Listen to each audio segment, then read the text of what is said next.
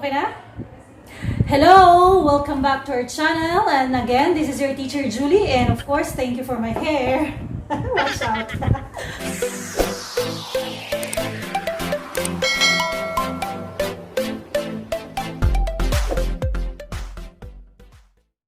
Okay, so this is a continuation of our previous video. So I want you to follow and understand clearly and how we are going to graph polynomial functions. So how are we going to graph polynomial functions? So we'll take example number 1. Y equals 2x cubed minus 7x squared minus 7x plus 12. To make the graph, we will only get the leading coefficient. And the leading coefficient is found on the first term. Our first term is 2x cubed. So the leading coefficient is, yes, it's positive 2. So we only have two choices here. It's either it's greater than 0 or a less than 0. Since it's positive 2, automatically the leading coefficient is greater than 0. Are you following? Yes. Next. Aside from getting the leading coefficient, you have to determine the degree of polynomial. And how are we going to know the degree of polynomial? We are going to look for the highest exponent of the variable. And the highest exponent of the variable is 3. And we are only going to choose, what is 3? An even number or an odd number? Absolutely. A third degree polynomial, that is an odd number. So since that's an odd number, we can now make the behavior of our graph. And this is the rough sketch when you have this as the characteristic. So the graph will start from falling to the left, and it's a curve, and then rising to the right. So these are what we call the end behavior of our polynomial function. So again, if the leading coefficient a is greater than 0 and the degree is odd, so the left hand is falling and the right hand is rising. So that is the end behavior. I hope you understand that, because in a problem or in our example number 2, still we are just going to determine the leading coefficient and the degree. So what's the leading coefficient? The leading coefficient here is -1. So that's why our leading coefficient is less than 0. What's the degree of our polynomial? Our degree of polynomial, or the highest exponent, is 5. So it's a 5th degree polynomial. 5th or 5 is still an odd number. If that is the case, and this is true to all, the behavior, the end behavior of the graph will be just a reciprocal on this one. It will be rising to the left and falling to the right. So this is the kind of graph we will be having for this kind of problem. How about number 3? I hope you're following for number 3. Still, you're going to identify the leading coefficient. The leading coefficient is what? The leading term is x to the 4th. So the leading coefficient here is positive 1. So therefore, a is greater than 0. How about the degree of the polynomial? What's the degree of polynomial? The degree of polynomial is 4th degree polynomial, and 4 is an even number.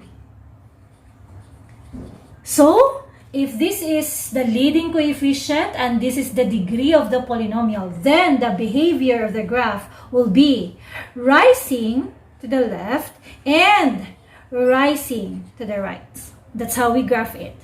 Let's have example number 4. For example number 4, still we have to identify its leading coefficient. So the leading coefficient here is what? Yes, it's -1. So therefore your a here is less than 0. The degree, the highest exponent, is still 4. So it's a 4th degree polynomial. So it's still, yes, an even number. So if this is the case, then the behavior of the graph will be falling to the left and falling to the right. So I want you to memorize this concept. If you're going to notice, if it's positive, if the leading coefficient are all positive, the behavior or the end behavior on the right side, it's always rising. But if you're going to notice, if the leading coefficient is negative, the right or the end behavior to the right is always falling. So I want you to take note of this one because this is true to all polynomial function. And I guess we are now ready to graph our polynomial. We are just going to follow this concept. Are you ready, guys? For example, graph y equals negative x raised to 5th plus 3x to the 4th plus x cubed minus 7x squared plus 4. Or in factored form, we do this one already in our previous video. So that is the factored form of this function is y equals negative x minus 1 times x plus 1 squared times x minus 2 squared.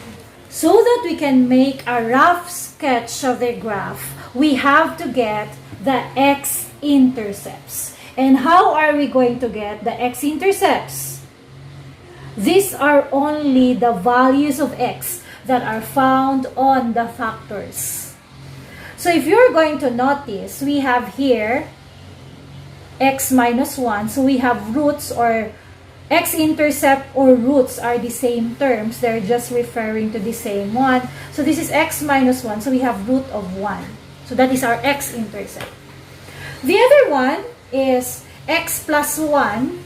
So the other root or x-intercept is negative 1. Since there are two factors, x plus 1 squared, so this will be written as multiplicity of 2. It means kaduha siya gabalik-balik. Roots. Next, then we have here x minus 2. So the root here, or the x-intercept here, is 2. So, still the same. Our x minus 2 is squared. So, it is being it's still a multiplicity of 2. So, these are the roots of our polynomial function. Aside from getting the x-intercepts, you have to get the y-intercept. Wait, we still have terms with each x and y-intercept. How are we going to get the y-intercept? To determine the y-intercept, since that means this is x equals to 0, you have to substitute the values of x here by 0. And then so for y. So this will become 0 minus 1. So that will become negative 1. This will become 0 plus 1, quantity squared. This is x minus 2 will become 0 minus 2, quantity squared. Simplifying that one, we still have here negative. So the negative sign there. So this will become negative 1. This one is 1. Because 1 squared is still 1. And this one we have 0 minus 2. So that is negative 2 squared. That will become 4. Simplifying, our y-intercept is negative times negative 1 times 1 times 4. The answer is positive 4. So our y-intercept is 4. That's it. Or to make it easier to get the y-intercept, we'll go back with the standard form. You substitute all your x by 0. So this will become 0 plus 0 plus 0 minus 7 times 0, still 0. What's left? Of course, it's always the constant. The constant is always the y-intercept. If you're going to notice, our constant is 4. That's how we get our y-intercept, which is also 4. I guess we are now ready to make a rough sketch of our graph. So we have to plot all our x-intercepts, and these are 1, negative 1, and 2. So our x-intercepts are 1. So where's 1 here? So this is 1. So you just make a dot. So this is what we call the x-axis. So these are what we call it. And this is the y-axis. Next, plot negative 1. So this is our negative 1 for our x-intercept. and then 2 for our x-intercept. So these are the points for our x-intercepts. Then, our y-intercept is positive 4, so we also have a point here at 4. So, in our graph, it will pass through to all these points. So, going back to our previous study, this is the shortcut. If you are going to notice, this example is found on number 2, where the degree of polynomial is odd. Therefore, the end behavior of our graph is rising from left and falling to the right. So, before it will reach to negative 1, so on this part here, we have a graph that comes here. So, it's rising until negative 1. So, that's it. Next, I want you to look at negative 1. Negative 1 here says it's a multiplicity of 2. Take note, if it's a multiplicity of 2 or an even multiplicity, it means it is only tangent to the axis, x-axis. When you say tangent, it only touches. Igura siya mo touch, dili siya mo lahos. So, buot pa sabot, it means it will go back up until 4 and then go to 1. Next, let's continue with 1. Our next x-intercept is 1. So, 1 here, it's not an even multiplicity, it's just an odd. Since it's not an even multiplicity, it's an odd multiplicity or one time only, then this graph will cross the x-axis. So, kay gikan man siya sa taas, it will go cross down. Go down and then go up until 2. So, the graph here are found on the bottom part. It crosses exactly. Next, let's continue with 2. Since 2 here is our third x-intercept and it's a multiplicity of 2, take note, it's still an even multiplicity. And if it's an even multiplicity, it is only tangent to the x-axis. Since gikan siya sa ubos, mubalik ra siya og naog sa ubos. It will only touch the x-axis. So that's how we make a rough sketch of our graph. Take note of this one. If it's an even multiplicity, 2 is an even number, so even multiplicity. At this particular point, it only touches the x-axis. Sa Bisaya, igura siya mo touch. Mubalik ra siya kay wa siya giganahan. Hapit talaga jud. Igura siya ni hapit. Tama na siya diha. Buwag yun siya nila host all the way. Okay. And if it's an odd multiplicity, so if for example it's an odd multiplicity, this is only 1. 1 is an odd. So therefore, if you're going to notice, it will not touch but it will cross all the way. Muna o gina i-cross ng x-axis. It intersect or crosses the x-axis going down. So that's how you have to take note in making the graph. So I want you to look at this one. The end behavior on the left side is rising. And if you're going to notice, the turning points and the last part, the end behavior to the right is falling. Because the leading coefficient is a negative. So this is the end behavior. So this is the kind of graph that you will be able to make.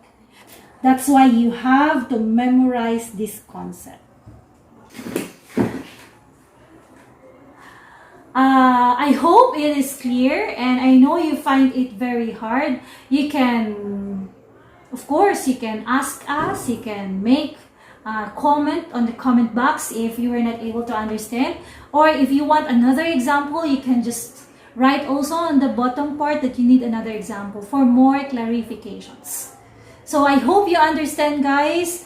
This is very important in your lesson in this second quarter. You will be graphing polynomial functions. So this is only the easiest part, but you look, I'm sweating all over with this lesson. So I hope you'll do your best at home. So this is Teacher Julie saying thank you.